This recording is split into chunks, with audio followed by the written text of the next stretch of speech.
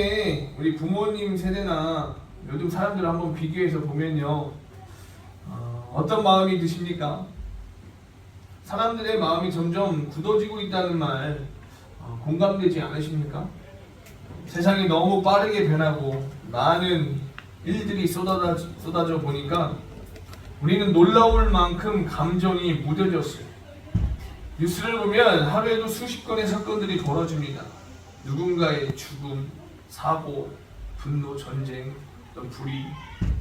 그런데 놀랍게도요, 우리는 이제 웬만한 뉴스에도 크게 놀라지 않지 않습니까? 또 그런 일이 있었대. 세상이 원래 그렇지 뭐. 그냥 그렇게 생각하고 그냥 다음 이야기 화제로 넘어갑니다. 이게 바로 굳어지는 마음의 시작이죠. 예전에는 예배 시간에 찬양만 들어도 가슴이 뛰던 때가 있었어요. 그런데 이제는 웬만한 일에는 마음이 잘 움직이지 않습니다. 삶을 살아가다가 누군가 힘든 일을 겪어도 나도 바쁜데, 나도 힘든데 하면서 스쳐 지나갈 때도 많죠. 가정에서도 배우자의 말에, 자녀의 마음에 예전처럼 깊게 공감하지 못합니다. 모든 게 바쁘고 모든 게 피곤해서 우리의 마음이 점점 굳어져 가고 있습니다. 여러분, 왜 마음이 굳어질까요? 우리는 마음이 무뎌진 이유를 현대사회가 힘들어서라고 말합니다. 맞는 말이죠. 너무 많은 정보도 보고 너무 많은 스트레스를 받다 보니까 우리 내면은 자꾸 방어막을 치는 방향으로 움직이고 있습니다. 그래서 아예 느끼지 않으려고 합니다. 슬픔도, 기쁨도, 감동도, 죄책감도. 감정을 덜 느끼면 덜 아프다라는 걸 몸이 배워버린 거죠. 그런데 문제는요, 그렇게 마음을 닫다 보면 결국 하나님께도 반응하지 못하게 된 마음이 된다는 겁니다. 처음엔 사람에게만 무감각했는데 나중엔 하나님 앞에서도 아무 느낌이 없어진다는 거죠. 기도를 해도 찬양을 해도 말씀을 들어도 아무 감동이 없어요. 예배는 드리고 있는데 가슴은 식어 있습니다. 그게 오늘 우리 세대의 영적 자화상 아닐까요? 유진 피터슨 목사가 그의 책에서 이런 이야기를 들려줍니다. 그가 어느 날 정원에 있는 호수 연못을 청소하려고요, 물을 이렇게 다 퍼냈는데 바닥에 돌처럼 굳은 진흙덩어리를 발견했다라고 얘기해요. 처음에는 이게 뭔가 해서 자세히 살펴보니까 돌인 줄 알았는데 자세히 보니 오랜 세월 진흙이 햇빛과 바람에 말라붙어 버린 흙덩이였다는 거죠. 그가 손으로 그걸 만져보면서 이런 생각이 들었다고 합니다. 이 흙은 처음엔 부드럽고 생명력이 있었는데 물이 끊기자 순식간에 딱딱해졌구나. 우리 인간도 이와 같이 우리의 마음이 하나님과의 그 생명줄이 끊기면 이렇게 되는구나 라는 그런 깨달음을 얻었대요. 그러면서 그가 이렇게 고백합니다. 하나님과의 대화가 멈추는 순간 사람의 마음은 절대 그대로 있지 않는다. 시간이 흐르면 반드시 딱딱해진다. 부드러운 마음은 저절로 유지되지 않는다라는 것이죠. 이 짧은 관찰 속에서 신앙의 진리가 담겨 있어요. 우리의 마음은 매일 하나님의 생명으로 적셔주지 않으면 바람과 햇빛을 세상의 피로와 현실의 건조함 속에서 서서히 굳어버린다는 거예요. 그런데 문제는 그 변화가 너무 천천히 일어나기 때문에 우리가 알아차리지 못한다는 거죠. 처음엔 살짝 무감각해지다가 어느 날은 말씀을 들어도 아무 감동도 없고 기도를 해도 아무 말이 안 나옵니다. 그래서 유진 피터슨 목사가 이렇게 덧붙여 말해요. 기도하지 않으면 죄를 짓는 게 아니라 먼저 감각을 잃는다라고 말합니다. 여러분, 이게 바로 오늘의 영적 현실 아닙니까? 세상의 열기와 바쁨이 우리의 영혼을 메마르게 만들고 하나님의 생수가 우리 마음을 적시지 못하니까 처음엔 피곤해서 나중엔 익숙해서 결국엔 아무렇지 않게 하나님께 무감각해진다는 거예요. 여러분, 사랑이 식을 때 제일 먼저 나타나는 증상이 뭔지 아십니까? 말을 들어도 반응이 없어요. 배우자나 자녀가 무슨 말을 해도 그냥 듣고 흘려보낸다는 거예요. 그런데 그게 쌓이면 결국 대화가 끊깁니다. 말이 오가는데 마음이 통하지 않아요. 신앙도 같다라는 거죠. 하나님이 계속 말씀하시는데 우리는 나중에요. 지금은 바빠요 하며 미루다가 어느새 그분의 음성에도 아무 감정이 없어진다는 거죠. 예배 중에 마음이 움직이지 않고 기도할 때 아무 말이 떠오르지 않으면 그건 단순한 피로가 아니라 영혼의 경고라는 신호임을 잊지 마시기를 바랍니다. 마음이 딱딱해지는 건 한 번의 사건으로 생기지 않는다는 거죠. 아주 조금씩, 아주 천천히 반복되는 그 무시 속에 생겨버리게 된다는 거예요. 하나님이 말씀하실 때 지금 그 사람 용서해라, 오늘 그 일 기도해라, 지금 나를 의지해라, 그 순간마다 나중에요, 지금 바빠요 라며 미루는 것, 그게 쌓이고 쌓여서 결국 마음은 돌처럼 굳어져 버린다는 겁니다. 여러분, 영혼은 한순간에 냉각되지 않습니다. 이 작은 무시가 쌓여서 큰 침묵이 되어버린다는 겁니다. 오늘 이 예배가 그냥 주일의 루틴이 아니라 하나님이 우리에게 너희 마음은 아직 살아있니? 라고 물으시는 시간이다라는 거예요. 우리의 심장은 뛰고 있지만 영혼의 심장은 멈춰 있을 수 있습니다.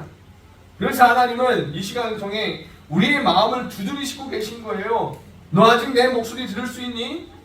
너는 여전히 나를 믿고 있니?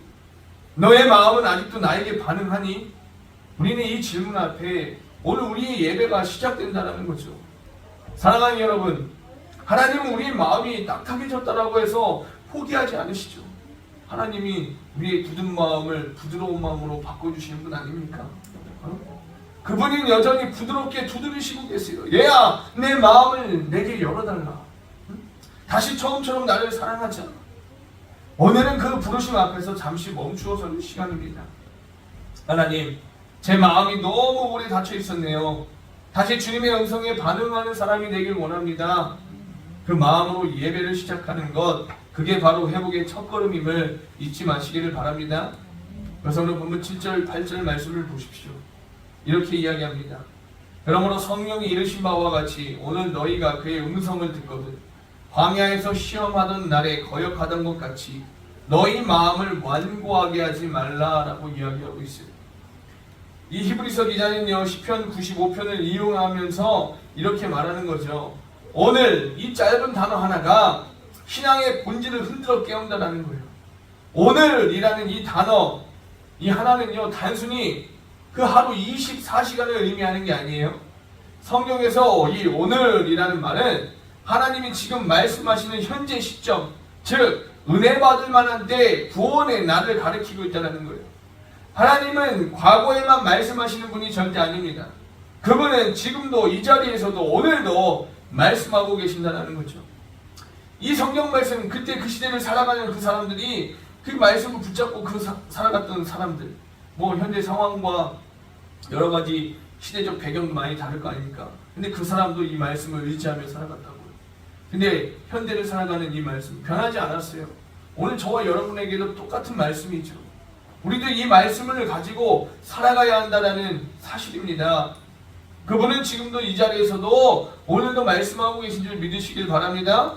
문제는 하나님의 침묵이 아니에요. 우리의 귀가 닫혀있다는 겁니다. 듣지 않는 거죠.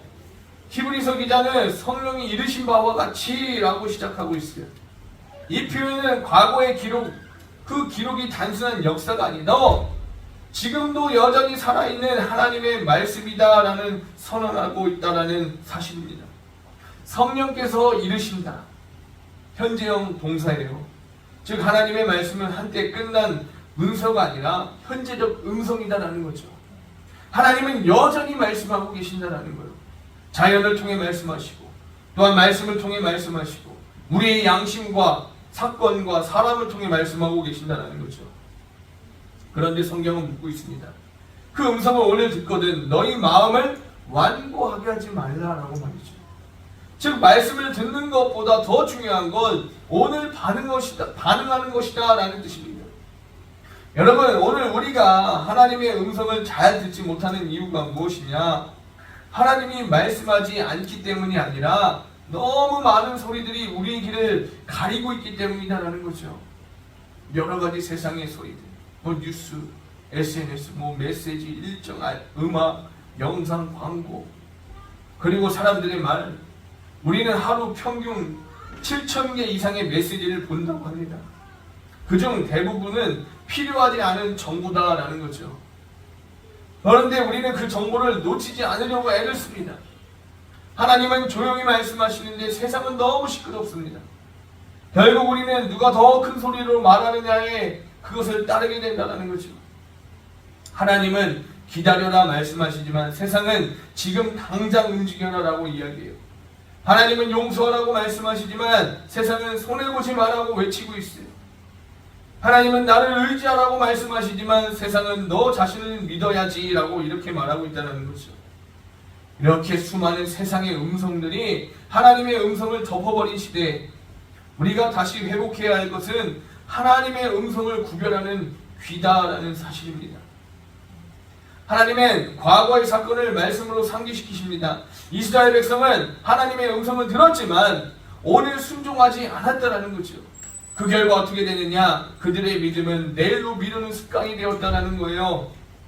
사랑하는 성도 여러분, 신앙의 가장 큰 위험한 단어는 나중에라는 거예요. 나중에 기도할게요. 나중에 용서할게요. 나중에 순종할게요. 그 나중에가 쌓여서 인생이 굳어져 버린다는 거예요.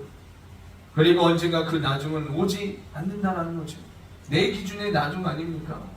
오늘 우리가 어떻게 될지 모르는 인생인데 나중에 어디 있겠습니까? 하나님은 오늘 말씀하고 계세요. 오늘 너희가 내 음성을 듣거든. 그런데 우리는 내일로 미룹니다. 결국 우리의 신앙은 내일의 신앙, 즉 생각은 있지만 행동은 없는 신앙이 되고 만다라는 거예요. 여러분, 믿음은 오늘의 선택입니다. 하나님이 오늘 말씀하시면 오늘 순종해야 한다는 사실이에요. 오늘 세상은 너무 바쁩니다. 모든 게 즉각적이고 빠른 반응을 요구하고 있어요.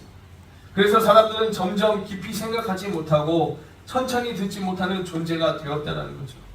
이건 단지 정신적 문제가 아니라 영적 문제다라는 거예요. 조용히 하나님께 귀 기울이는 시간을 잃어버렸다는 겁니다. 하나님의 말씀보다 세상의 자극에 익숙해진 삶의 구조 자체의 문제다라는 거죠. 그래서 히브리서 기자가 말하는 이 오늘은요, 그래서 더 절박하다라는 거예요. 오늘 지금 이 순간이라도 내 마음을 잠시 멈추고 하나님의 음성을 들어라라는 거죠. 사랑하는 성도 여러분, 하나님은 어제의 하나님도요, 내일의 하나님도 아니시다라는 거죠. 그분은 오늘의 하나님이시다라는 거예요. 오늘 너희가 그 음성을 듣거든 너희 마음을 완고하게 하지 말라. 오늘 예배 중에 말씀하실 수 있습니다. 오늘 찬양 중에 마음을 두드리실 수 있어요. 그리고 오늘 회개와 결단으로 세계를 열어주실 수 있다는 거죠. 그런데 내일로 미루지 말기 바랍니다. 오늘은 아닌 것 같은데. 하나님 오늘은 회개할 기분이 아닌 것 같은데. 오늘은 예배드릴 분위기가 아닌데요. 그게 우리와 상관없이 다 내려놓고 하나님을 보는 게 예배예요. 오늘 바로 이 하나님의 시간이 중요하다는 거예요. 당신의 마음이 깨어날 수 있는 은혜의 순간임을 절대 잊지 마시기를 바랍니다. 오늘이 마지막 기회일 수 있다는 것을 절대 잊지 마시기를 바랍니다.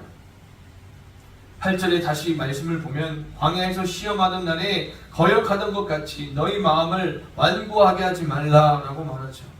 여기서 완고하다라는 이 말은 헬라어로 스쿨리노라는 말인데, 즉 단단하게 되다, 굳어지다, 더 이상 휘지 않다라는 뜻이에요. 그 말은 무엇이냐? 하나님은 지금도 말씀하시는데 그 음성 앞에서 반응하지 않고 미루고 의식하고 자기 방어적인 태도를 취할 때 우리의 마음은 점점 더 단단해진다는 거죠.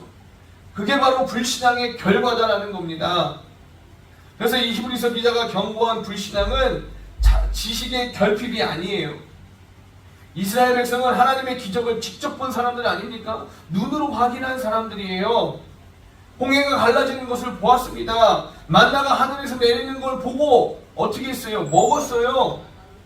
구름 기둥과 불 기둥으로 인도하시는 그 하나님을 경험했다라는 거지.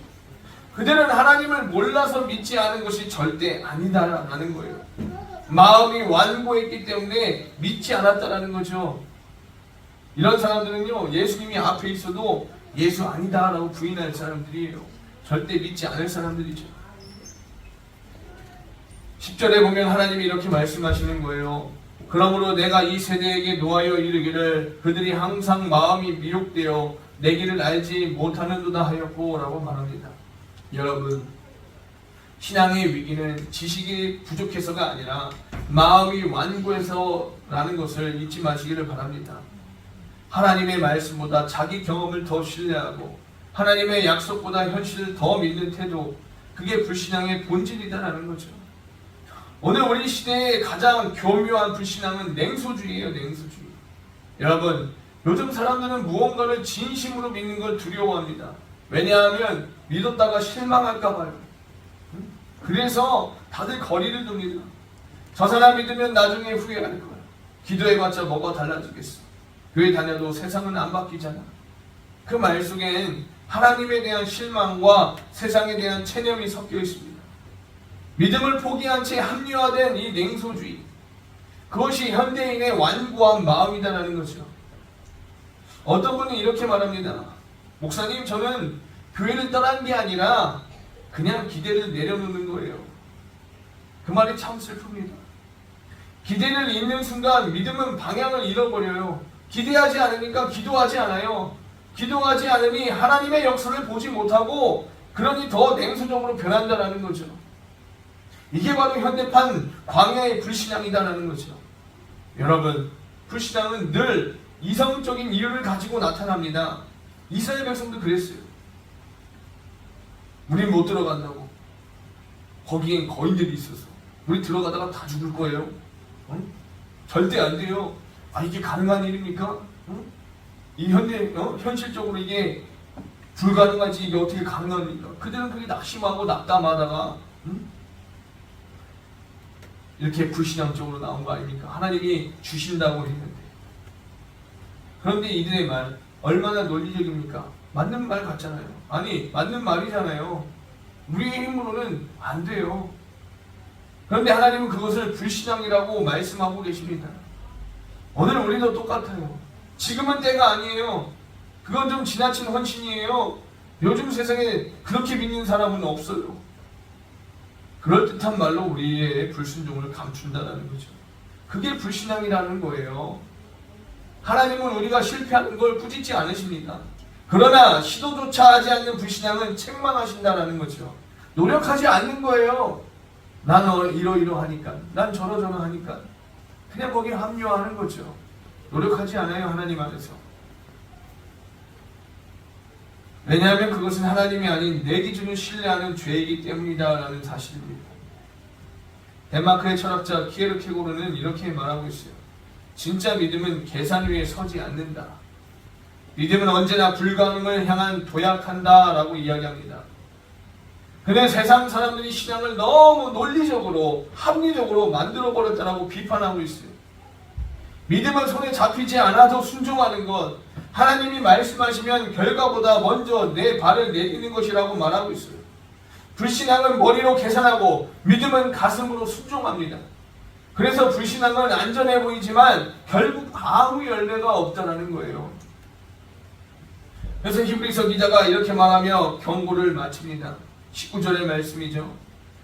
그들이 믿지 아니함으로 능히 들어가지 못한 것이라. 뭐라고요? 그들이 믿지 아니함으로 능히 들어가지 못한 거예요. 이스라엘 백성은요, 하나님을 몰라서가 아닙니다. 자기 계산을 더 믿었기 때문에 그 약속의 땅에 들어가지 못했다는 거예요. 오늘 우리에게도 동일한 도전이 주어집니다. 당신은 지금 누구를 더 믿고 있습니까? 사람입니까? 환경입니까? 아니면 여전히 신실하신 하나님이십니까? 믿음은 하나님을 신뢰하고 선택하는 것이고 불신앙은 나를 신뢰하는 선택이다라는 거죠. 우리가 다시 믿음의 선택을 회복하기를 원합니다. 나는 안 돼요. 나는 이래서 안 돼요. 나는 저래서 안 돼요. 믿음 안에서 도전하시기를 바랍니다. 여러분 13절 말씀 보십시오. 오직 오늘이라 일컫는 동안에 매일 피차 권면하여 너희 중에 누구든지 죄의 유혹으로 완고하게 되지 않도록 하라라고 이야기해요. 지금 이 히브리서 기자는요, 지금 신앙의 본질을 혼자 믿는 것이 아니라 함께 믿는 것으로 설명하고 있어요. 믿음은 결코 개인의 사적인 영역이 아닙니다. 믿음은 공동체 안에서 지켜지는 어떤 관계적 신앙이다라는 거죠. 개인이 책임져야 될 것도 있지만 공동체적으로 책임질 문제가 있다는 거예요. 히브리서 기자가 사용한 이 권면하라라는 이 단어는요, 곁에서 함께 걷다, 마음을 붙잡아주다, 격려하다라는 의미를 갖고 있다는 거죠. 즉 단순히 좋은 말 해줘라 그런 게 아니라 누군가의 믿음이 흔들릴 때 옆에서 같이 붙잡아주는 행위를 이야기하고 있다는 거죠. 하나님은 우리를 고립된 신앙인으로 부르지 않으셨어요. 교회란 믿음을 혼자 버티지 않게 만들어주는 하나님의 장치다라는 거예요. 그래서 하나님은 아담을 창조하실 때도 이렇게 말씀하셨어요. 사람이 혼자 사는 것이 좋지 않다라고 말했죠. 믿음도 마찬가지입니다. 혼자 믿음 생활하는 건 하나님의 뜻이 아니에요. 공동체에는 선택이 아니라 필수라는 거죠. 필수. 그런데 오늘 우리의 현실은 어떻습니까? 신앙이 점점 개인화되고 있어요. 요즘은 온라인으로 예배드려요. 굳이 교회 안 가도 되잖아요. 신앙은 내 마음속에 있으면 되는 거죠. 이렇게 이야기해요. 코로나 시대를 지나며 비대면 예배가 일상이 되면서 예전에 이런 게 어디 있었습니까? 뭐 큰 교회 몇 교회 나가 방송하고 많은 성도들이 공동체적 신앙을 개인적 습관으로 바꾸어 버렸어요. 함께 모여서 예배하고 기도하고 이 뜨거운 예배가 얼마나 하지만 성경은 분명히 말합니다. 매일 피차라 권면하여 즉 함께 예배하고 함께 격려하고 함께 붙잡아 주어야 믿음이 지켜진다는 거죠. 오늘날 수많은 신앙인들이 신앙을 잃는 이유는 죄나 큰 타락 때문이 아니라 혼자 믿음 생활하려다 서서히 식어버렸기 때문이다라는 거예요. 나 혼자만 잘하면 되지. 나 혼자만 잘하면 되죠. 나 혼자만 잘 못해서 문제다라는 거예요. 히브리서 기자가 말한 죄의 유혹은 단지 도덕적 죄가 아니라 하나님을 향한 불신앙의 유혹을 뜻한다라는 거죠. 그 유혹은 늘 조용히 찾아옵니다. 기도해봤자 뭐가 달라지냐. 교회 사람들도 다 똑같잖아. 하나님은 나 같은 사람 신경 안 쓰시고 뭐 이런 생각들이 들어올 때 곁에서 절대 아닙니다. 하나님은 당신을 사랑하십니다. 하나님은 당신을 아주 귀하게 여기십니다. 이렇게 옆에서 붙잡아줄 사람이 없다면 믿음은 순식간에 굳어져 버리다는 거죠. 혼자 생각하고 혼자 결론 내리고. 그래서 하나님은 공동체를 통해 우리를 지키신다는 거예요. 혼자 있을 때는 신앙이 흔들리지만 함께 있을 때 믿음은 회복된다는 사실이에요. 우리가 믿음은 어떻게 되느냐? 서로 하나님을 만난 얘기, 간증하는 얘기들을 서로 나눠보십시오. 그 간증하는 사람은 간증하는 사람대로 이 믿음이 그 안에서 자라나요. 근데 듣는 사람은 듣는 사람대로 그의 믿음도 자라나고. 이게 세상 얘기들과 다르다라는 거죠. 하나님을 향한 이 예배, 이 말들이 끊이지 않을 때 서로의 믿음이 복돋아진다는 거죠. 근데 교회 안에서 다 다운되는 이유가 뭐예요? 다 같이 세상 얘기만 하니까 그런 거예요. 교회 안에서. 여러분, 교회 안에도 조용한 고립이 많습니다. 예배는 함께 드리지만 서로의 삶에는 관심이 없어요. 성도끼리 교제보다 스크린을 더 오래 바라보고 서로의 아픔보다 뉴스 속보를 더 빠르게 반응하죠. 사회학자들은 오늘 시대를 관계 피로 사회라고 부르고 있습니다. 사람들과 부딪히는 게 피곤하니까 차라리 관계를 줄이고 혼자 있는 게 편하다라고 말하죠. 그런데 여러분, 신앙은 다릅니다. 신앙은 혼자 있을 때 약해진다는 거예요. 믿음은 사람과 부딪히며 단련되는 과정 속에서 강해진다는 것입니다. 사랑하는 성도 여러분, 교회는 완벽한 사람들의 모임이 아니에요. 넘어지는 사람, 지친 사람, 상처 입은 사람들의 모임 아닙니까? 그래서 교회는요, 서로 붙잡아 주어야 한다는 거예요. 한 사람이 시험에 들면 다른 사람이 기도로 붙잡아야 한다는 거죠. 부탁하는 게 아니에요. 붙잡아 주는 거예요. 한 사람이 낙심하면 다른 사람이 격려의 말로 세워줘야 한다는 거죠. 세워주세요 이렇게 부탁하는 게 아니에요. 교회는 잘난 사람을 세우는 것이 아니라 지친 사람을 세워주는 곳이다 라는 겁니다. 바로 그것이 서로 권면하는 교회인 줄 믿습니다. 공동체는 나 혼자 서기 위한 것이 아니라 누군가를 세워주는 자리다라는 거죠. 요즘 전 세계 교회가 겪고 있는 가장 큰 위기 중 하나가 바로 이거 아닙니까? 탈교회화 아닙니까? 특히 MZ세대들이 이렇게 말하죠. 나는 예수를 믿지만 교회는 싫어요. 그런데 성경은 예수와 교회를 분리하지 않는다라는 거죠. 우리 예수님과 교회를 분리하지 않습니다. 예수님은 교회의 머리시고 우리는 그 몸의 지체이기 때문이죠. 예수님을 사랑한다면 그분의 몸된 교회를 사랑해야 될 줄 믿습니다. 공동체 없이 홀로 믿음 생활한다는 건 머리를 사랑하지만 몸은 싫다는 모순된 고백이에요. 어떻게 머리만 돌아다닐 수가 있겠습니까? 어떻게 머리 없이 몸만 이렇게 돌아다닐 수 있겠습니까? 비교해갖고 우리가 볼 수가 있겠습니까? 사랑하는 성도 여러분, 히브리서 기자는 단순히 우리에게 믿음을 지켜라 그렇게 말하지 않았어요. 서로 권면하라 이렇게 말하고 있습니다. 이 말에는 공동체의 실천이 담겨져 있어요. 함께 말씀을 나누십시오. 함께 기도하십시오. 함께 예배를 세우시길 바랍니다. 함께 아픈 자를 위로하시기를 바랍니다. 그럴 때 하나님은 공동체 안에서 서로를 통해 역사하실 줄 믿습니다. 혼자 버티는 신앙은 오래가지 못해요. 함께 울고 함께 붙드는 신앙은 끝까지 가게 될 줄 믿습니다. 교회는 잘난 사람을 모으는 것이 아니라 넘어져도 함께 일으켜주는 곳이 되어야 될 줄 믿습니다. 맞습니다. 우리 모두는 너무 연약합니다. 마음은 원이로되 육신이 약하여서 할 수가 없어요. 쓰러질 수밖에 없어요. 그렇기 때문에 혼자 있으면 무너져요. 하지만 함께 있을 때 다시 일어서게 될 줄 믿습니다. 끝까지 이 믿음을 지키는 사람은 늘 공동체 안에 남아있는 사람이다라는 거죠. 하나님은 개인의 신앙만 세우지 않으십니다. 하나님은 함께 가는 신앙을 축복하신다라는 거죠. 오늘 그렇기 때문에 우리가 함께 통성으로 기도하는 게 얼마나 귀한지 몰라요. 함께 기도하는 거 아주 중요합니다. 오늘 본문 말씀을 이렇게 끝맺습니다. 14절에 우리가 시작할 때 확신한 것을 끝까지 견고히 잡고 있으면 그리스도와 함께 참여한 자가 되리라. 아멘. 끝까지 견디는 믿음은 혼자서는 불가능하다라는 것. 그리고 하나님은 공동체를 통해 믿음을 유지하게 하신다는 것. 그래서 이 교회는 완벽한 사람들의 집합체가 아니라 서로를 붙잡아주는 은혜의 공간이 되어야 될 줄 믿습니다. 사랑하는 성도 여러분, 우리가 서로의 믿음을 붙잡아주는 진짜 교회, 끝까지 믿음을 지키는 함께 가는 성은 공동체가 될 수 있기를 주의 이름으로 간절히 축원합니다. 아멘.